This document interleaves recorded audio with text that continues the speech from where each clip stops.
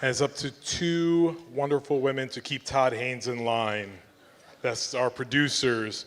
First up, producer Pamela Koffler.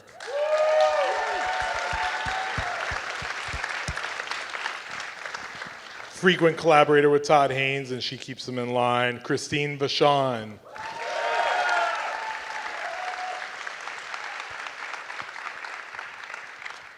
And the screenwriter who thought of this crazy idea. Ladies and gentlemen, screenwriter Samy Burch.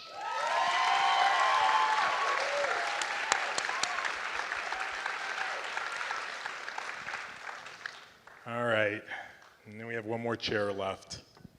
The director, master filmmaker, God Among Us, Academy Award nominee for Far From Heaven, has amazing films that include Carol, I'm Not There, Dark Waters, Velvet Underground, Velvet Goldmine, Safe, goes on and on. Ladies and gentlemen, Todd Haynes.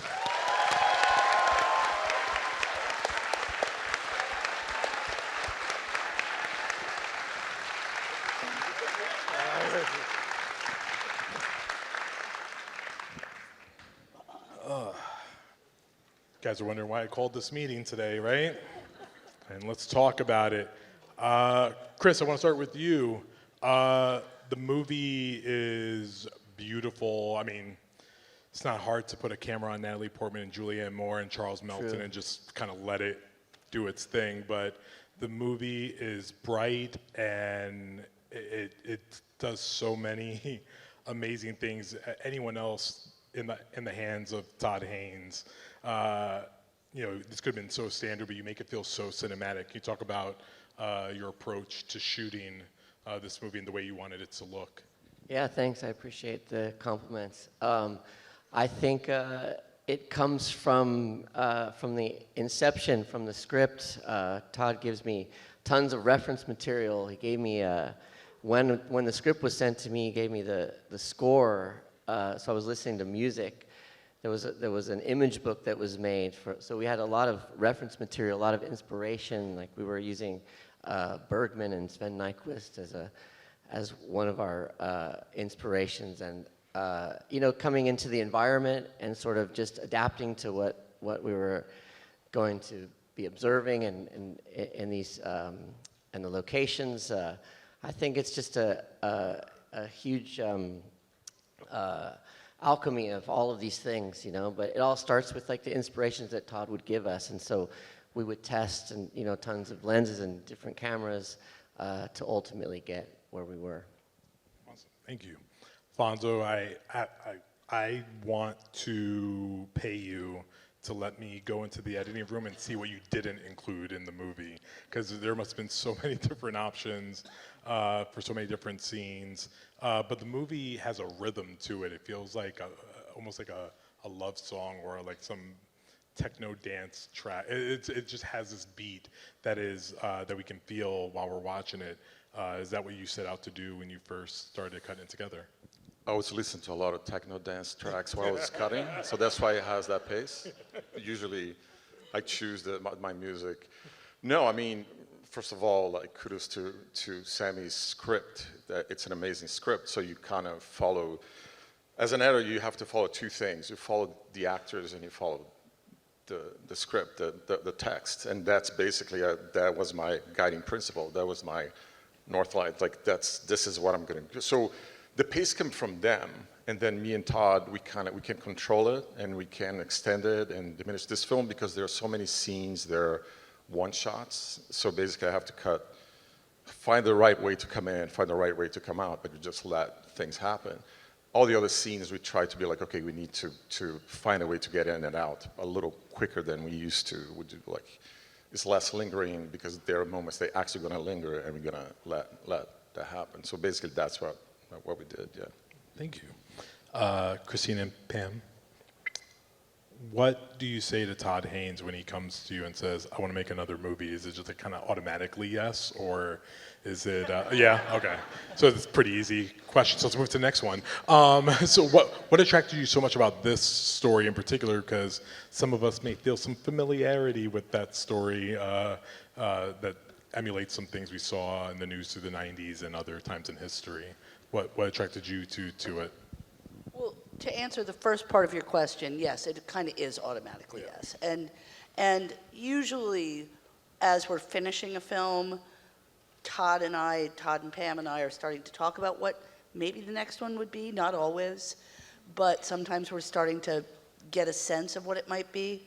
So we're so in it at the ground floor that it's not like a choice. It's just like, this is, all right, this is where we're going. With this script, this came to us, as I know we've said, through Natalie, but it came first to Pam and myself, and we read it, and we were like, he's gonna like this one. Yeah, Samy's script, I think I read it for the first time in an abstract way, which was just trying to solicit during COVID the best scripts out there to just keep from feeling despair, and one day we'd be able to make movies again. And this one came to us as an example of like, all right, you want to see something great, here it is. And COVID, raged on, and then it made its way from Natalie's production company into Todd's hands, and he'll speak about the spark that flew when he read it. But the fact that it circled back to us in that context of Todd's imagination and Natalie and Julianne was, just a dream. It was super exciting. Samy, Hi. this is your first script, right? The first one that's been made, yeah. Yeah. Yeah.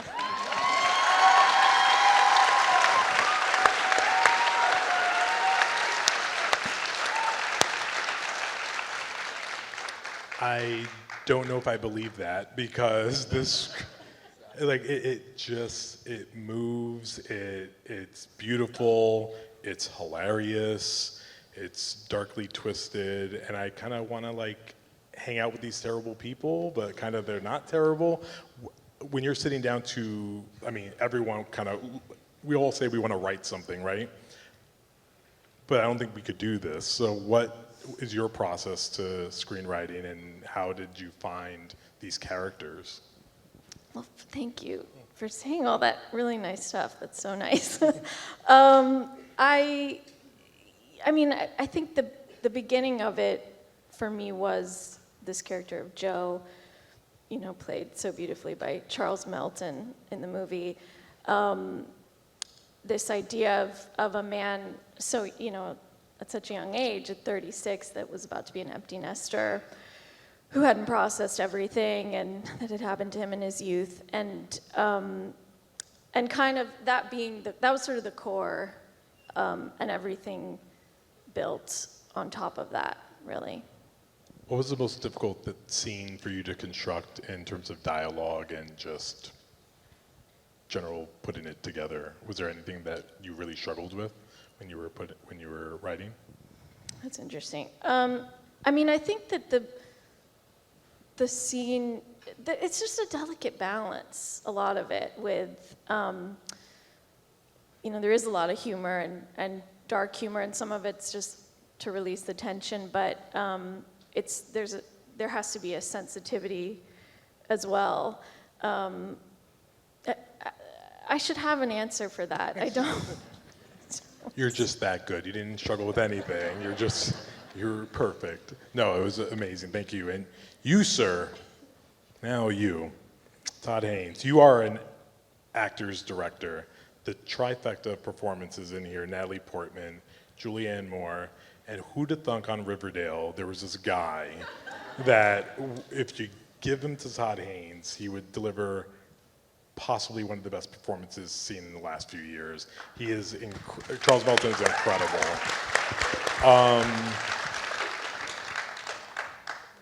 What was so different about this film versus any of the other masterpieces that you've made before throughout your career? What was different about this experience?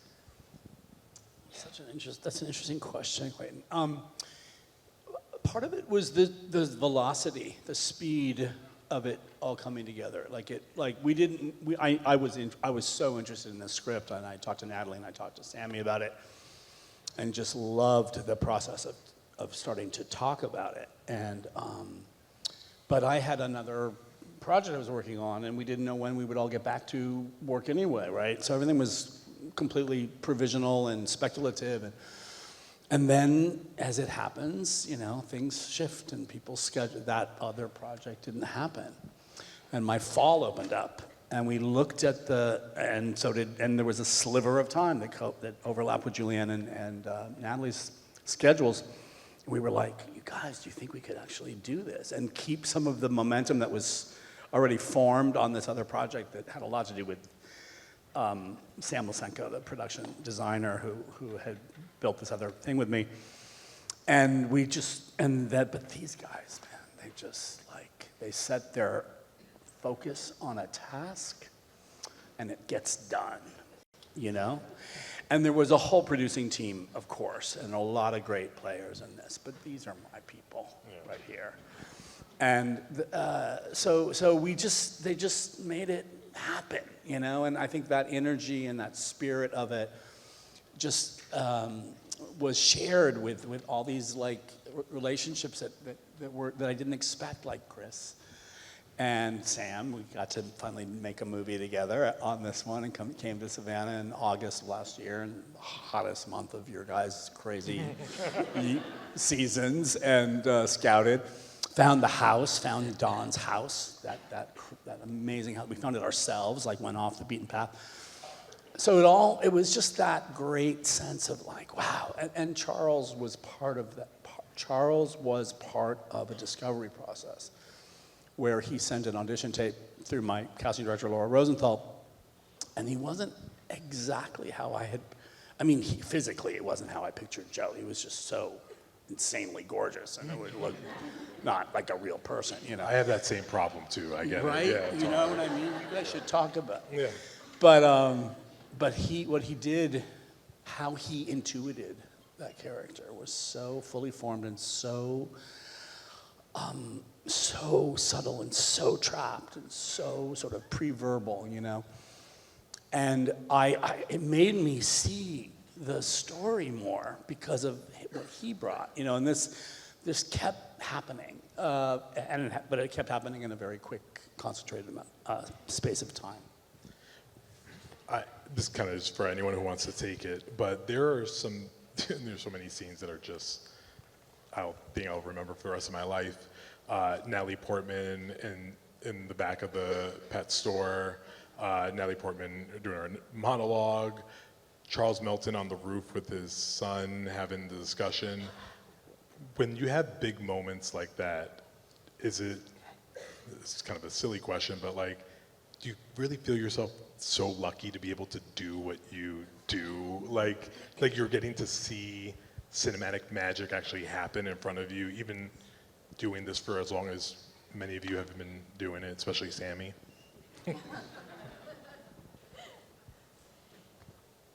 I'll answer.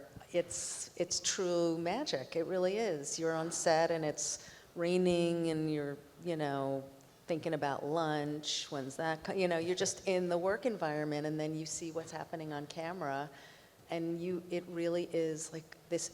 I'm the luckiest person in the world to be a part of bringing this insane multi-headed hydra process together, which is it's impossible. Actor schedules, Todd's schedule, money, all these people who have a million opportunities come together to make it happen, and it's happening before your eyes, and it never gets old. That's my answer. Good one. When you have these three bombastic performances, you all decided to sprinkle in some really amazing actors that are among us here at SCAD, and you got over 100 extras from the SCAD community. Being an extra is always I feel very undervalued. You think like one or two lines can like really just make or break a movie sometimes, and they just add this extra umph to a film. What did you find in the community here? Obviously, you came down here to shoot the film, but then SCAD provided you on loan some of its own angels. How did that process come? I know you were speaking about your casting director. Did they help a lot with that? You know, what you're really zeroing in on is locals extras casting, but also regional actor casting of day players. And whenever I've worked in other cities, like I've worked in Cincinnati twice, and this is my first time shooting in Savannah, it's just part of an amazing. I love leaning into that and getting to know the local actors, and you see actors and abilities and faces that you don't see in movies regularly. It also just fills in something very specific about the place that you're in, an understanding of where we are that I couldn't possibly speak to entirely. I'm learning about it from the people around me. So. And the extras, though, was also another challenge because we had that scene with all the kids at the graduation. That was like 400 extras. It was a big, complicated task. But we learned that it wasn't actually pro forma for SCAD students to participate in movies, and we figured this out with DW and my line producer, Jonathan, which I mentioned earlier in the introduction. So it was this. Yeah, it was such a great thing to be able to use as much of SCAD as we did, and local actors in the Georgia area and Savannah area. I mean the Atlanta area and Savannah. This actually might be a combo question both for you and Afonso. How do you decide what the soundtrack? Like that's got to be the hardest thing to decide, right? The music here is like amazing. And there's so many great, like, was that in the script, or was that something that you guys just argued about in the room? Did you know that already about what kind of orchestrations you were going to add in? Music specifically? Yeah. I mean, Todd had the idea of usually the way we do when we're working on a film, we talk about, like, Todd has ideas, and then as I'm cutting, I'm trying to find things to do like a temporary soundtrack, and we use that as the palette, and then we move on and we get a composer and kind of like build on top of our ideas. This one was different because when Todd brought in, it's like the go-between, and even in the script, it's specific tracks go with the scene. So we already had the soundtrack of the film in the film when we came in, and it's a different thing because the emotion of the go-between it's a very different film. So you kind of reverse engineering your idea of how to use the soundtrack because it already carries some emotion to it. So you kind of like, okay, this scene needs to cut like this, or this so you constantly adjusting and understanding, and sometimes because we could have any of the tracks in the go-between, sometimes we just shift a little bit. Maybe not track 7 or track 8 is going to be here, and we knew the music so much.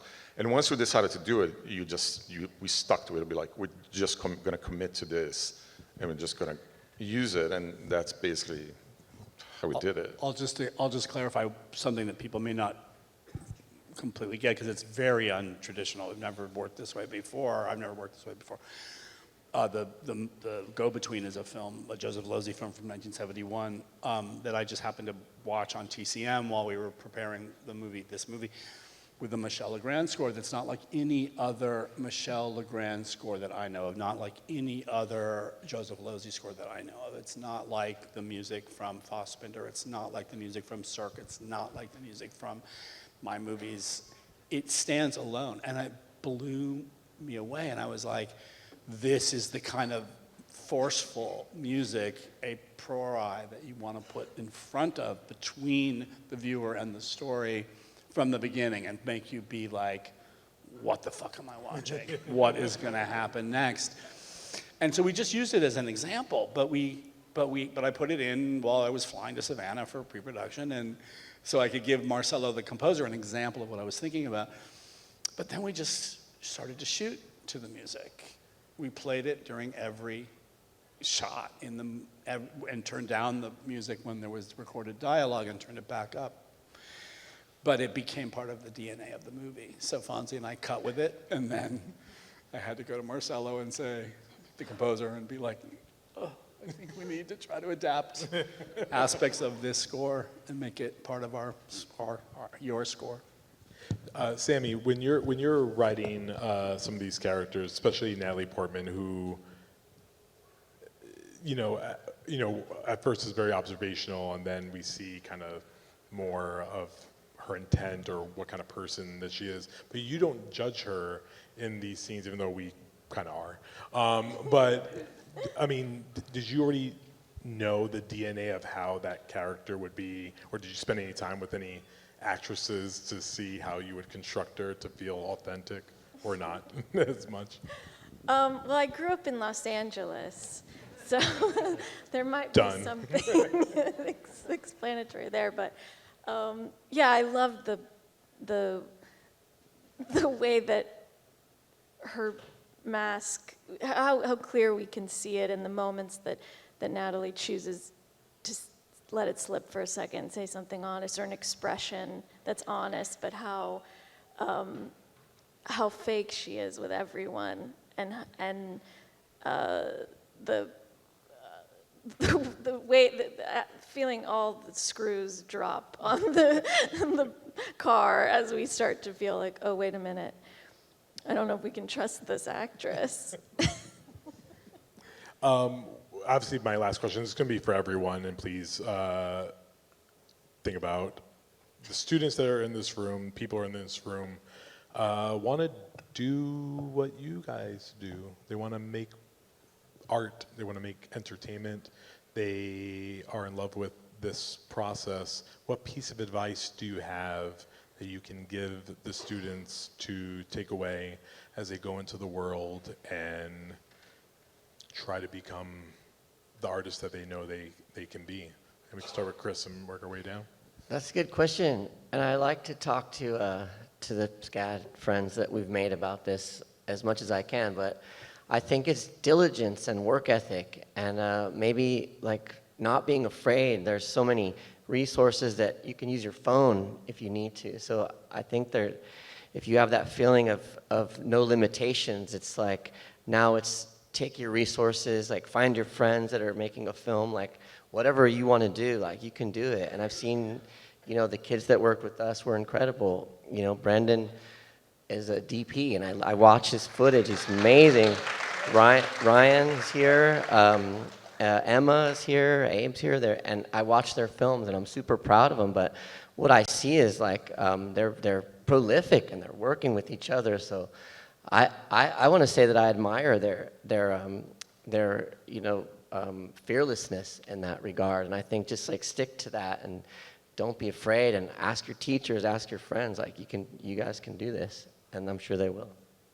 Amazing. Thank you. That's a hard one to follow. I think every single one of us has a story to tell.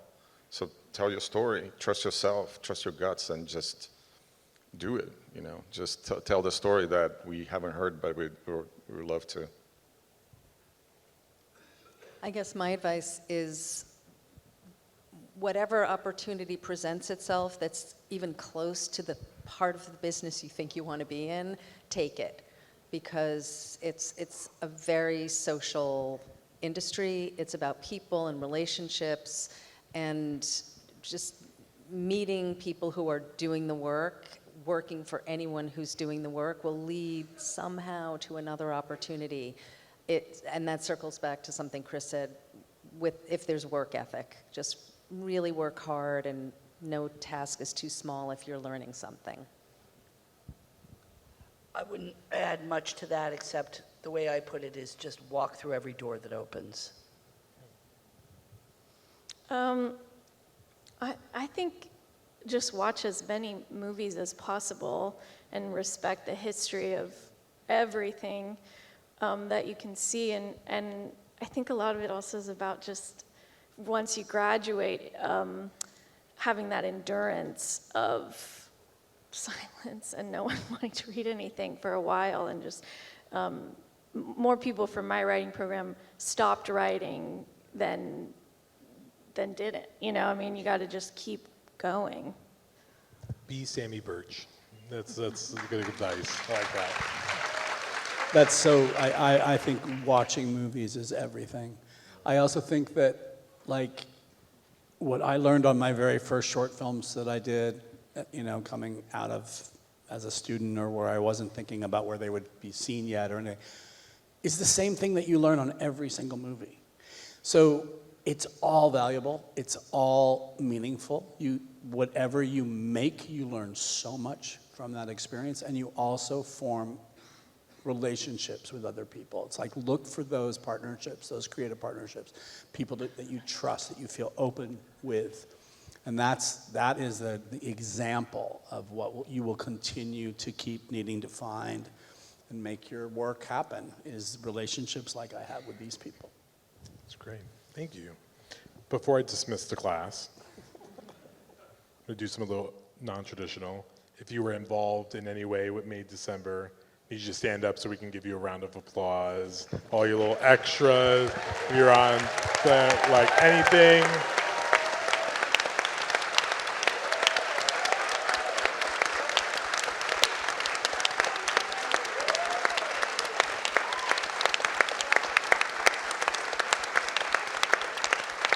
Yeah. Many of you, your first movie was the Todd Haynes movie, so good luck. All downhill from here, man. Ladies and gentlemen, one last time, the great filmmakers of May December. Thank you to President Wallace for putting this together. Thank you to SCAD Savannah Film Festival. Enjoy the rest, and tell all your friends and family to go see May December when it comes out in theaters and streams on Netflix. Thank you, guys.